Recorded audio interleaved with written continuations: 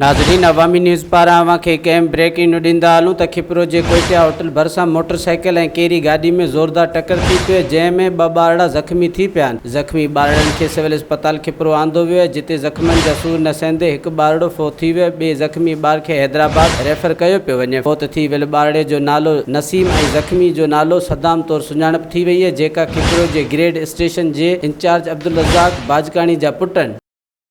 नाज़रीन, अवामी न्यूज़ पारां अवांखे कंहिं ब्रेकिंग न्यूज़ ॾींदा हलूं त खिपरो जे कोइटिया होटल भरिसां मोटरसाइकिल ऐं कहिड़ी गाॾी में ज़ोरदार टक्कर थी पई, जंहिंमें 2 ॿारड़ा ज़ख़्मी थी पिया आहिनि। ज़ख़्मी ॿारड़नि खे सिविल अस्पताल खिपरो आंदो वियो आहे, जिते ज़ख़्मनि जा सूर न सहंदे हिकु ॿारड़ो फ़ौत थी वियो। ॿिए ज़ख़्मी ॿार खे हैदराबाद रेफर कयो पियो वञे। फ़ौत थी वियल ॿारड़े जो नालो नसीम ऐं ज़ख़्मी जो नालो सदाम तौरु सुञाणप थी वई आहे, जेका खिपरो जे ग्रेड स्टेशन जे इंचार्ज अब्दुल रज़ाक बाजकाणी जा पुट आहिनि।